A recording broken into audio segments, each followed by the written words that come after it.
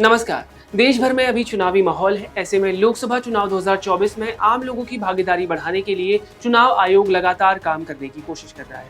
इसी कड़ी में दिल्ली निर्वाचन आयोग ने 25 मई को मतदान के दिन दिल्ली में फ्री बाइक राइडिंग सर्विस देने का ऐलान किया है। दिल्ली की सभी 7 सीटों में 25 मई को वोटिंग होनी है और वोट देने के बाद फ्री राइडिंग सर्विस का आप लाभ उठा सकते हैं। दिल्ली में वोटर टर्नआउट को बढ़ाने के लिए चुनाव आयोग का ये एक नया तरह का इनिशिएटिव है।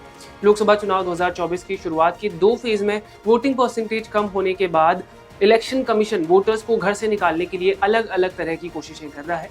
दिल्ली के चीफ इलेक्शन ऑफिसर प्री कृष्णमूर्ति ने एग्रीगेटर जैसे रैपिडो, जोमेटो और स्विगी के साथ एक स्ट्रेटेजिक पार्टनरशिप करने की घोषणा की है। इस सुविधा के तहत दिल्ली के वोटर्स को वोट करने के बाद free drop of service provide की जाएगी। आपको बता दें कि घर से पोलिंग सेंटर तक पहुंचने के लिए कोई पिकअप सर्विस नहीं है। इसका मतलब है कि आपको खुद वोट करने जाना होगा और वोट करने के बाद आप इस सर्विस को अवेल कर सकते हैं। इसके अलावा इस सर्विस की एक और कंडीशन है कि अगर कोई शख्स वेस्ट दिल्ली में रहता है और उसे साउथ दिल्ली जाना है तो उसे ये सर्विस नहीं मिलेगी, क्योंकि ये सर्विस पोलिंग बूथ से घर तक छोड़ने की ही सर्विस है। अगर आप किसी दूसरी जगह जाना चाहते हैं तो ये सर्विस उसके लिए नहीं दी जा सकती।